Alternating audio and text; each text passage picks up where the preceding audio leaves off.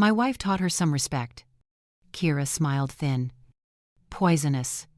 Pleased. The words echoed through the church hall, slicing through the chatter like a blade through silk. Balloons swayed above the dessert table, their ribbons trembling as if they felt the shame burning on my skin. Every head turned toward me, an old woman with a purple bruise blooming across her face, standing under a banner that read, Happy 71st. Hattie. My name is Henrietta Hattie Cole. I am 71 years old. And I walked into my own birthday party carrying the proof of my son's betrayal on my skin. They thought I'd stay silent. They thought they'd won. But what they didn't know was, before I continue, tell me where you're watching from. And hit like and subscribe if you've ever been betrayed by family, especially when the betrayal came from the people living under your own roof. Because what happened to me didn't start with that bruise. It started long before, with whispers, with rearranged rooms, with love slowly turning into ownership. The night before my husband Malcolm died, we sat on the porch swing he'd built with his own hands. The air smelled of rain and honeysuckle, and his voice was low, almost distant. This house will always be your peace, Hattie, he said, his thumb tracing lazy circles on my palm. Don't let anyone take it from you. I laughed softly then, thinking it was just one of his sentimental moods. I didn't know it would be the last promise he ever made to me. When he passed suddenly, in his sleep, the world turned silent. 43 years of partnership vanished overnight. The next morning, don't let anyone take it from you. His cup sat untouched, the steam curling into nothing. Don't let anyone take it from you. Cold sheets. 43 years of partnership vanished overnight. Danny. I made coffee for two before realizing I was alone. That's when I started to understand that grief has a smell burnt toast. He stood in the kitchen doorway with that nervous smile of his. Mom, I'll stay for a while, he said. You shouldn't be here by yourself. He was always the kind, responsible one. Mom, I didn't argue. Having him home brought back a sense of rhythm, the sound of a door closing, a plate being set down, the hum of a car in the driveway. For a few months, my son. Mornings started with coffee on the porch, though easily swayed by stronger voices. I told myself it was enough, until the day he brought her home. Evenings ended with TV dinners and silence, but sharp once it settles. She was all gloss and confidence, the kind of woman who always looks like she's walking into a photo shoot. Her handshake was firm, her smile a little too white. Mrs. Cole, she said, her tone dripping charm. Danny talks about you all the time. That night, I made Malcolm's favorite dish, beef stew with cornbread on the side. Kira picked at her plate, then pushed it away gently. It's lovely, she said, but I try to avoid carbs after 6 p.m. Her laugh was light, polite, rehearsed. I smiled, though something in me tightened. Over the next months, Kira became a fixture in our home. Her heels clicked down my hallway like she already owned the place. She reorganized the spice rack for efficiency, swapped out Malcolm's plaid curtains for a more modern vibe, and began referring to my living room as our space. At first, I thought I was imagining things. She was pleasant enough on the surface, but I started to notice the small cuts beneath her compliments. This kitchen has so much potential, she'd say, brushing her manicured nails along the cabinets Malcolm built. It just needs someone with vision. Or when she'd look at the family photos on the mantel and murmur, so nostalgic. You really love holding on to the past, don't you? I didn't answer. Silence has always been my shield. But inside, I felt the first rip in something sacred. Danny was blind with affection. He laughed off her remarks, said she was just being helpful. I didn't push back. I'd spent decades swallowing discomfort for the sake of peace. That was my first mistake. When they got married, I stood in the back row of a small ceremony at a vineyard. Kira glowed in ivory satin, the picture of modern grace. I wanted to be happy for them. But the moment she slipped her arm through Danny's and looked at me over her shoulder, I caught that glint in her eye, the one that said, "I've arrived." After the honeymoon, Danny told me it would be temporary. They'd stay at my house just until they saved enough for their own. Of course, temporary stretched into forever. And with every passing week, my home became less recognizable. It began with the little things: my framed wedding photo moved from the hallway to the attic to make space for updated decor. Then Malcolm's recliner disappeared one morning without a word. When I asked, Kira smiled. It didn't fit the aesthetic. "Mrs. Cole, I donated it. You'll love the new setup, it feels more open." That night, I sat on the edge of my bed staring at the empty spot where Malcolm's chair had been, trying not to cry. Kira's friends started visiting every weekend. They were loud, perfumed, and curious. I'd come downstairs and conversations would stop mid-sentence. Once, I caught one of them whispering, "She's still here," as if I were some lingering ghost. Danny would pat my shoulder, embarrassed, and tell me not to mind them. "They just don't know you yet," he'd say, but they didn't want to know me. And neither did Kira. I began to feel the house shifting, not physically, but energetically. The warmth it once held drained away, replaced by something cold, sterile. Even the air felt different. One night, as I was cleaning up the kitchen, I heard Kira on the phone in the next room. Her voice was low, urgent. "Yes, the appraisal should come through next week," she said. "No, the owner doesn't need to be involved. I have access." I froze, the dish towel still in my hands. Appraisal, owner, access. I wanted to believe I'd misheard. I wanted to believe she wasn't talking about my home. But when I walked into the room, she ended the call and smiled. All sweetness. "Just work stuff," she said. "Don't look so serious." Hattie. I didn't sleep that night. I lay awake, listening to the old house creak, the wind pushing against the shutters, wondering if I'd already lost what Malcolm had built for us. A week later, the wind pushing against the shutters. The branch manager who'd known our family for years, he looked uncomfortable, fiddling with his tie. "Mrs. Cole," he said carefully. "Cole, the email looked like it came from you." But the wind pushing against the shutters. So I held it. My stomach dropped. The tone was off. He nodded, printed it, just in case. When I saw the name in the email signature, Kira Vale Cole, my hand started to shake. I thanked Tom and left the bank clutching that paper like a weapon I didn't yet know how to use. That night, I sat at the kitchen table staring at it under the yellow light. My coffee had gone cold. The house was quiet except for the faint hum of the refrigerator and the tick of Malcolm's old clock on the wall. The crickets screamed into the night. I thanked Tom and left the bank clutching that paper like a weapon I didn't yet know how to use. Kira's laughter echoed from behind a closed door, bright, careless, and somewhere down the hallway, victorious. I didn't know it then. I just hadn't realized what kind of war I was about to fight. The next morning, but that was the moment I stopped being afraid. The house was quiet except for the faint hum of the refrigerator and the tick of Malcolm's old clock on the wall. I made myself coffee and sat at the kitchen table with that printed email still lying there. I woke before sunrise.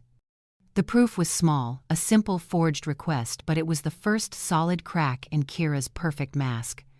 The copper pots Malcolm used to polish every Sunday now hung dull and unused.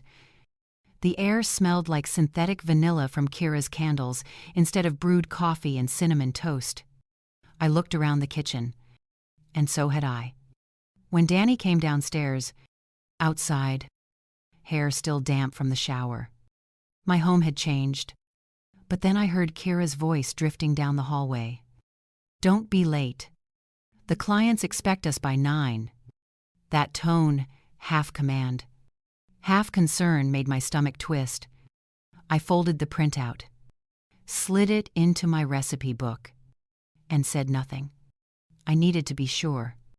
Over the following weeks, little things began to pile up. My grocery bill doubled, though I barely ate. The pantry filled with imported oils and gluten-free snacks I didn't buy. Kira's friends started hosting brunch meetings in my living room. Once, I overheard one of them joke, "So when's the remodel? You'll flip this place for a fortune." They laughed, clinking glasses of mimosas. Unaware, I was standing in the hallway listening. Danny noticed none of it or pretended not to. When I tried to bring it up, he smiled, that tired, placating smile. "Mom, Kira's just trying to make the house nicer. You've done so much for me. Let her do something for you. Kira's just trying to make the house nicer." For me, that phrase was a lie people used right before they took something from you. Then came the rules. A note taped to the fridge one evening read, "House courtesy guidelines. No cooking after 7:00 p.m. Lingering smells disrupt sleep. No loud TV in common areas. Please knock before entering the living room." It was signed Kira. Not a joke. Not a conversation.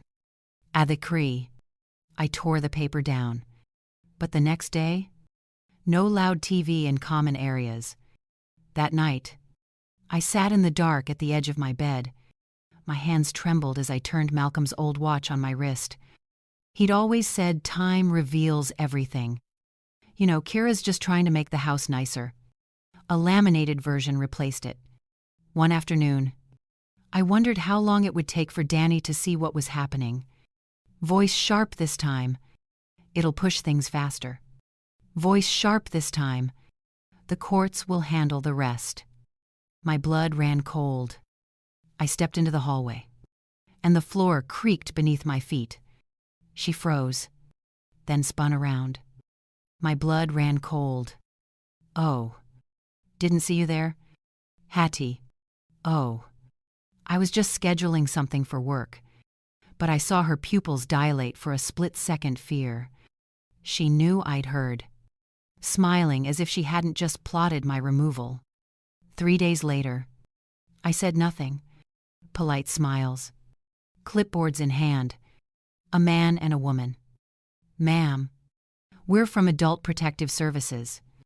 The humiliation burned through me like acid. I invited them in, just following up on a report about potential self-neglect. They asked if I managed my finances, if I took medication, if I'd ever fallen at home. I offered them coffee, handed over my medical records, steady-voiced, my checkbook ledger, my utility bills. They apologized. It's clear there's been a mistake. By the end, it was a setup, but it wasn't a mistake. I locked the door. When they left, my hands shaking. Upstairs, I could hear Kira humming softly as she folded laundry, as if nothing had happened. That was the night I opened the old mantel clock Malcolm had once tinkered with endlessly. Inside, behind a panel, was a tiny black lens. A camera. My breath caught. My husband, the man who planned everything, had installed it long ago for security after a break-in scare. The wiring was dusty but intact, connected to a small SD card. I turned it in my hand, the metal warm from my fingers. And then, for the first time in months, connected to a small SD card, I turned it in my hand. I smiled. From that moment, not out of joy but resolve. Phone calls. The late-night whispers between Kira and Danny that slipped through the floorboards. Conversations I didn't confront. That was the difference between panic and power.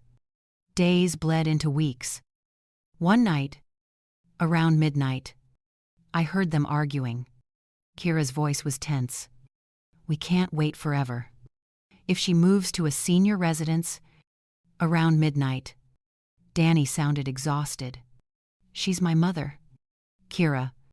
Kira's tone turned syrupy. "I know, babe. But think about our future. The baby. The baby." My breath caught. Could it be? Then, a beat later, I heard Danny's voice break. "You're sure?" Kira hesitated just long enough for the lie to take shape.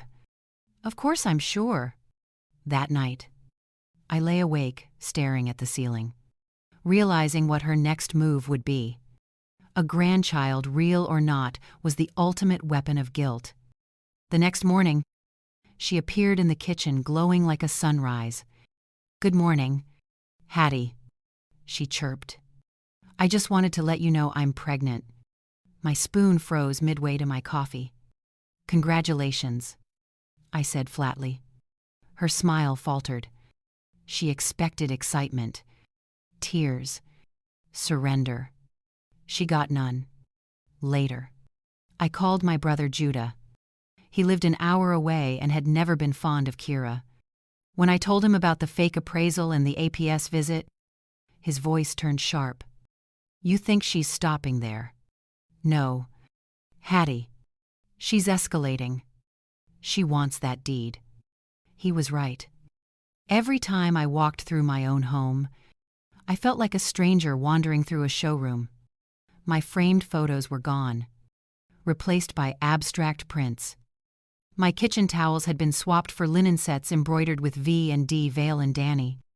My identity was being erased inch by inch. The breaking point came 2 weeks before my birthday. Kira announced a small gathering to celebrate me. Except I wasn't part of the planning. She coordinated everything through Danny. Even booked the church hall where I'd sung in the choir for decades. "You'll love it," she said one morning, cutting fruit with surgical precision. "It's time for something fresh, modern. You've earned it." Her words sounded generous. But there was that tone again, sweetened control. The night before the party, I walked into my room and found Kira standing by my dresser, holding Malcolm's wooden jewelry box, the one he'd given me on our 25th anniversary. "What are you doing?" I asked. She didn't even flinch. "Just looking. These pieces are outdated. Hattie, you could sell them. Free up space. Put it down." My voice was calm, but my pulse thundered. She smirked. "You don't need to get upset. Accidents happen when people your age get emotional." I stepped forward and took the box from her hands. "Get out of my room." Her eyes went cold. "This isn't your room," she said softly. "It's our house." I saw it then, the truth. She'd been dressing in manners and smiles. This wasn't about family. It was about conquest. She shoved me. It wasn't hard, but I stumbled, my hip slamming against the dresser. The corner caught my cheekbone. Pain exploded, sharp and hot. I fell to the floor, tasting metal. Kira gasped theatrically. "Oh my God. Hatton, you fell." She didn't offer a hand. She just walked out, leaving me there on the rug. The jewelry box overturned beside me. I pressed a trembling hand to my face. Blood. That night, as I cleaned the wound and stared at the bruising bloom around my eye, something inside me crystallized. They could call me weak. They could call me crazy. But they would never take my home. The next day, I would walk into that party not as a victim, but as evidence. They thought I was done. But what they didn't know was, I'd already started building my case. The bruise around my eye darkened overnight, turning from plum to black. Every time I caught my reflection, I saw not just pain, but proof. Kira thought she'd won that I'd hide, ashamed, too afraid to expose her. She didn't know the kind of woman I'd been before I was a widow. I'd managed surgeons, negotiated budgets, and outlasted boardroom politics. I knew how to document, to time, to wait. That morning, she acted like nothing had happened. She hummed as she arranged hors d'oeuvres on a silver platter, smiling over her shoulder. "We'll leave in 2 hours. Hattie, make sure you wear something nice. It's your big day." The word "your" came out like a threat. Danny appeared behind her, his hand on her shoulder. Oblivious. "You excited?" "Mom, 71. That's a milestone." I forced a smile. "Oh, I'm ready." But inside, I was counting the hours not to the party, but to the unveiling. The guests began to arrive at the church hall around 5. Pastor Ruth greeted everyone warmly, her voice echoing under the high ceiling. Balloons floated above linen tables. Kira had outdone herself. Catering trays, floral centerpieces, a cake taller than scents. I recognized maybe half the people there. The rest were her friends' influencers, colleagues, people with sharp smiles and sharper eyes. When I stepped inside, colleagues, a hush spread like a wave, no matter how much concealer I used. Conversations faltered. Glasses froze midair. Kira's face didn't flinch. She simply glided toward me, that same polished calm masking the storm underneath. "Oh, you poor thing," she said sweetly. "She tripped this morning. I told her not to climb on chairs. But she insists she's still 20. A ripple of polite laughter forced. Awkward swept through the room. Danny stood nearby, uncertain, then said it. My wife taught her some respect. The room froze. Kata smiled. Thin, poisonous, pleased. I felt my throat tighten, but I stayed silent. Let them laugh. Let them judge. The truth would speak soon enough. Then I saw Judah, my brother, walking in from the back, his presence like a thundercloud. He looked at me, then at Danny, then at Kira. "You proud of that, boy?" he said, his voice cold. "You just announced to a room full of people that you let your wife hit your mother." The murmurs started immediately. Danny stammered, "It's not like that." "Then what's it like?" Judah's tone sliced the air. "Because from where I stand, it looks exactly like that." Kira tried to step in. "Mr. Cole, please. Don't please me." Judah snapped. "I've seen your type before. All smiles and claws." I wanted to stop him to keep things from exploding, but part of me needed this confrontation. It was the spark to ignite what I'd prepared. "Don't please me." Sharp and unshakable. All smiles and claws. It was the spark to ignite what I'd prepared. "Sorry to interrupt." Her expression calm as she approached the table near the microphone. Aisha arrived, then my attorney. "But I believe Mrs." Her voice carrying easily across the hall. Kira's smile faltered. "This isn't the time." "It is." Aisha interrupted smoothly. "Because this isn't just a birthday party. It's also the day certain legal matters come to light." "Sorry to interrupt." Aisha nodded to someone near the sound booth.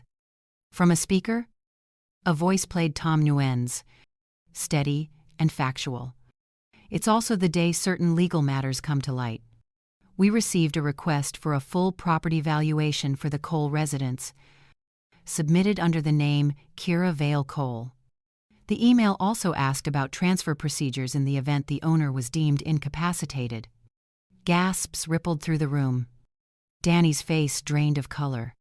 "That's a lie," Kira said sharply. her tone finally cracking. I never. Before she could finish, another sound filled the room, a click, followed by static.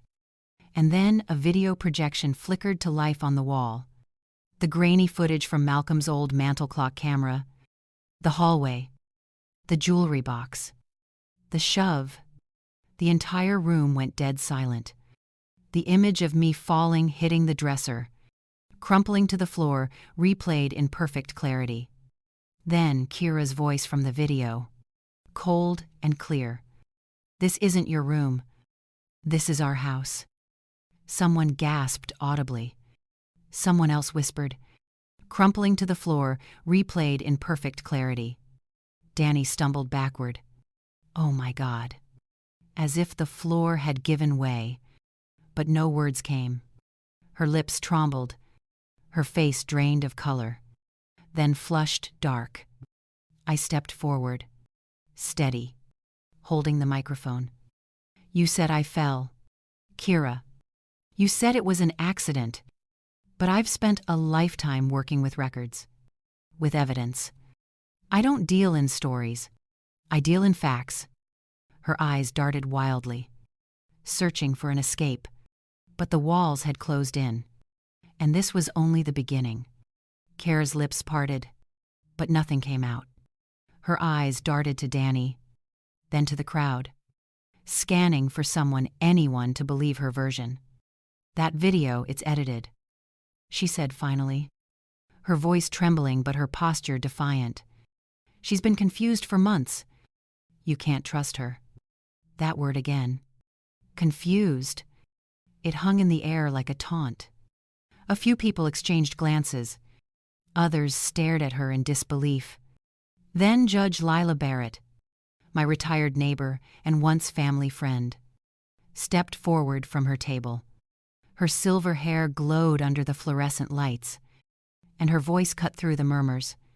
That footage is admissible. The device belongs to the homeowner, and there's no expectation of privacy in shared living spaces.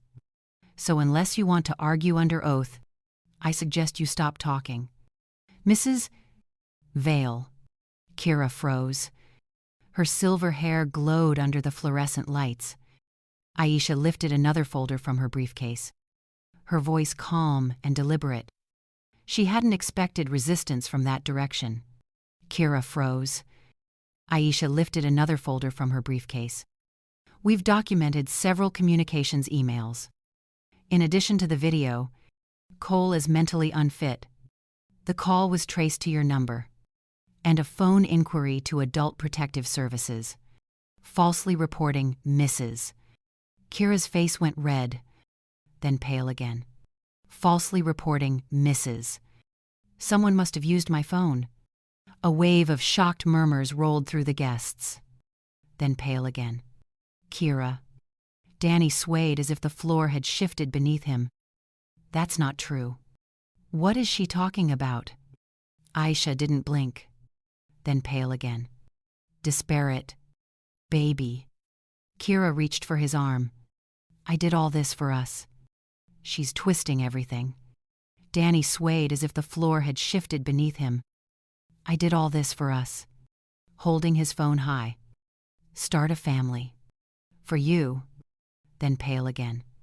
With what?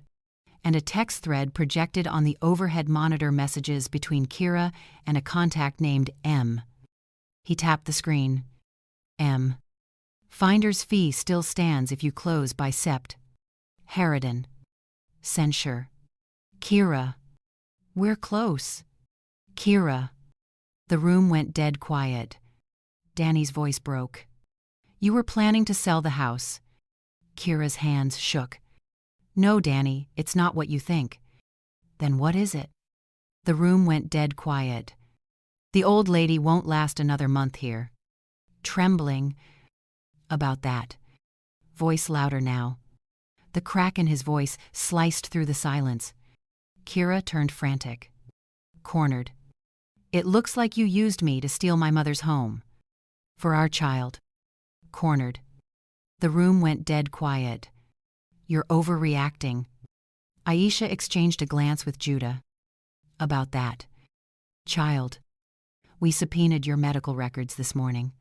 Kira. About that. She reached into her folder again and placed a thin envelope on the table. Gasps again. Someone muttered. Jesus Christ.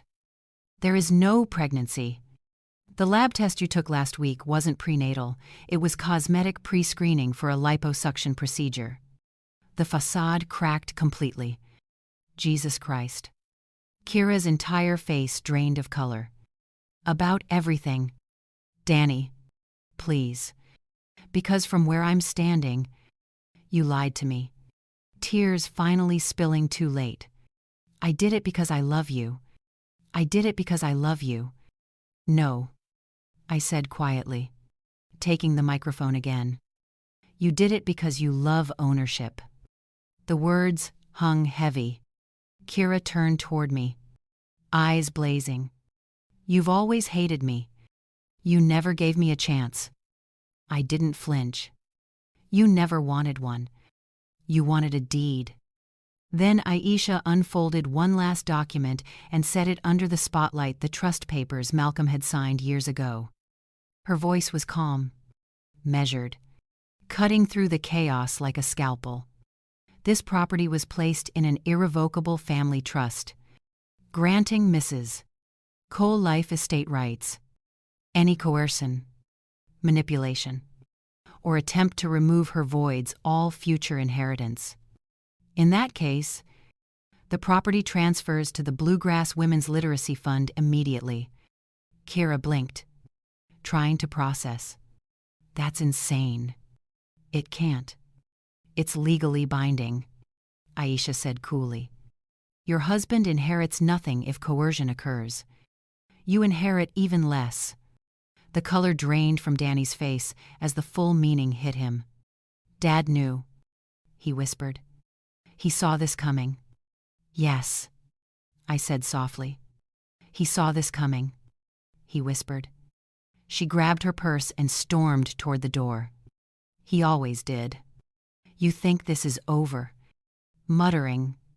You'll regret humiliating me like this. Pastor Ruth stepped between her and the exit. She grabbed her purse and stormed toward the door. Kira Hattie Cole, she said formally, her voice shaking only slightly. You've been served with a temporary restraining order, effective immediately. You're not to approach Mrs.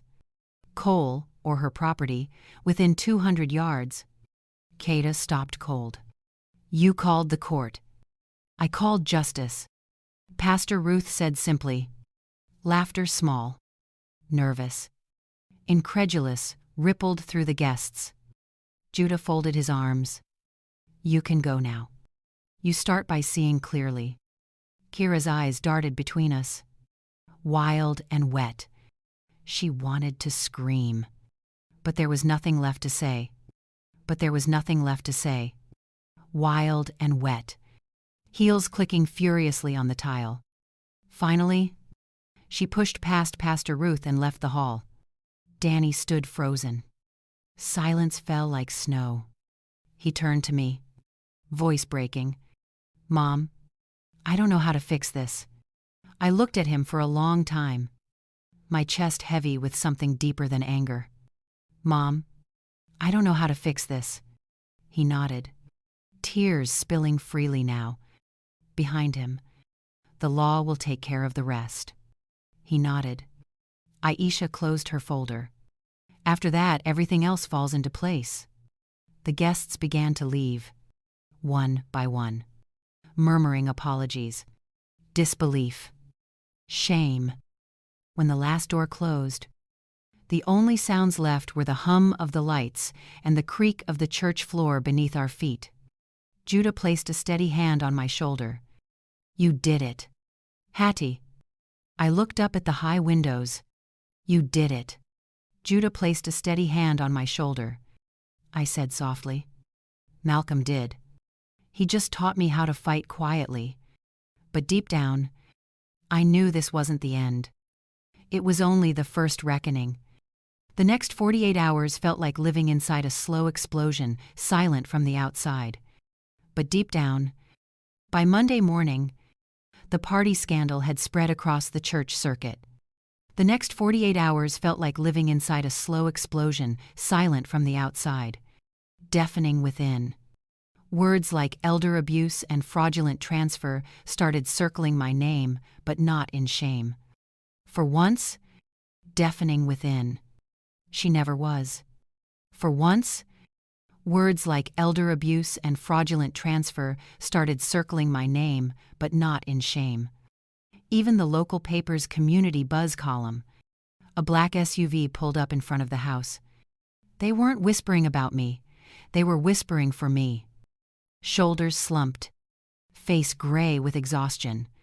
Behind him, Kira, still in designer sunglasses. Just after I'd finished watering the garden, posture unbroken. She looked like a woman walking into a negotiation, not an apology. Danny stepped out, posture unbroken, hair immaculate. I could hear a cicada rattling somewhere in the trees. The same sound Malcolm used to say reminded him of the clock in his heart.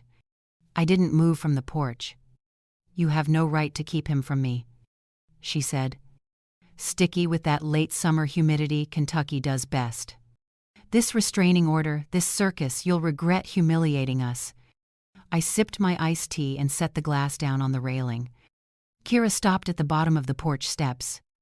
Kira. I sipped my iced tea and set the glass down on the railing. Danny looked up, his eyes hollow. Kira stopped at the bottom of the porch steps. "Please. I just want to talk." "Then talk," I said. He ran a hand through his hair. Kira stopped at the bottom of the porch steps. I don't even know where to start. I should have believed you. I thought God. I thought she loved me." Kira scoffed. "You think this is love? She's poisoned you against me. She's old. I thought God. She's poisoned you against me. And she," my voice slicing through hers, voice low but sharp. She froze. Maybe it was the tone. Maybe it was the silence that followed. Either way, the power shifted right there, midair, between us. "You think age is weakness," I said. "You think patience means submission? You've mistaken discipline for fragility. But I spent 30 years keeping a hospital running, managing men twice your size and half your brain. You don't scare me." Kira Valley. "You never did." She blinked fast, rage and panic swirling under her composure. "You're pathetic. You think you can win because you embarrassed me in a church." "No," I said quietly. "You don't scare me." Behind me, the front door creaked open. Aisha stepped out, briefcase in hand, her tone clinical as a surgeon. "We filed the civil petition this morning. Attempt coercion, fraudulent misrepresentation, elder endangerment, and perjury in a sworn statement to Adult Protective Services. The county judge has signed a protection extension and ordered a freeze on all joint assets pending review." Kira's mouth opened, then closed. You can't."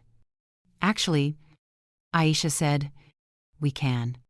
Danny looked at her, then at me, and something inside him finally cracked. He dropped his head, his shoulders shaking. "I'm so sorry. Mom," he whispered, "for everything, for not seeing it, for letting her hurt you." I felt my throat tighten, but I didn't touch him. "You don't have to apologize. Son, you just have to wake up." Kira's control finally shattered.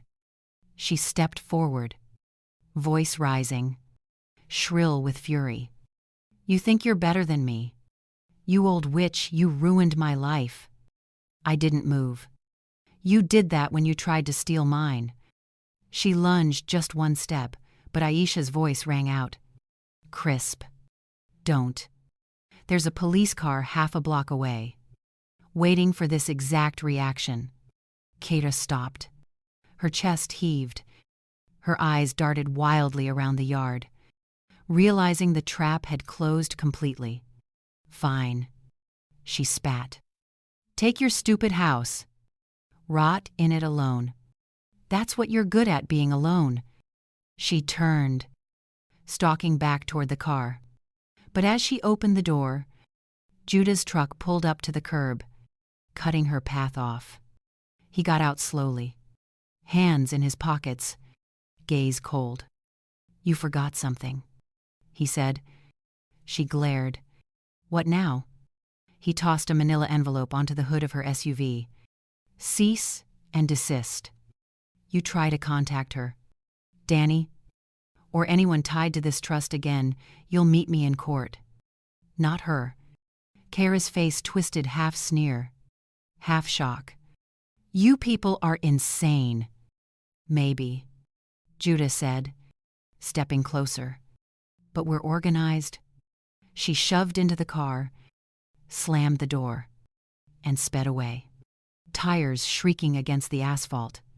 The sound faded into the trees, leaving only the soft hiss of cicadas and the smell of summer heat on brick. Danny stayed standing in the yard, tears streaking down his face. "I don't even know who I am anymore," he said. "Then start over," I told him. "Without lies this time." He nodded, trembling, then sank onto the porch steps. For a long moment, we sat in silence. The kind that's not awkward but sacred. A silence that feels earned. When he finally spoke, it was barely a whisper. "Dad saw her, didn't he? That's why he wrote those trust terms." I smiled faintly, staring out at the fig tree Malcolm had planted 30 years ago. "Your father always built things to last, especially protection." The wind picked up, carrying the faint scent of rain and magnolia. Somewhere in the distance, thunder rolled. Aisha closed her briefcase and turned to leave. "I'll have the court date soon. We're in good shape." "Thank you," I said quietly. She smiled. "You did the hard part, Hattie. You kept your head when everyone wanted you to break." When she drove away, Judah lingered by the steps. "You okay?" he asked. I exhaled. "Better than I've been in years." He nodded slowly. "You did right. Sis, you didn't just save the house. You saved your voice." As the sun began to set, Danny stood and walked toward the fig tree, touching its trunk gently. "She'll never come back, will she?" I looked at the horizon, where light met shadow. Maybe not here. But people like her always circle back somewhere. The difference is I'm ready next time. The wind shifted again, warm and final. The porch creaked softly beneath me, like an old friend sighing in relief. For the first time since Malcolm died, I didn't feel like a guest in my own life. I felt home.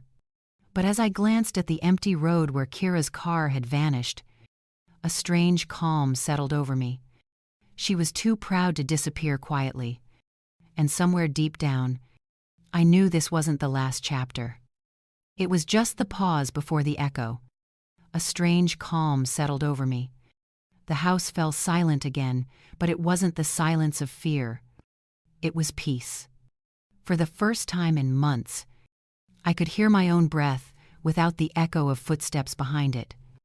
The smell of coffee lingered longer in the air. The walls seemed to exhale with me. But peace never lasts long in families like mine. It always hums with unfinished chords.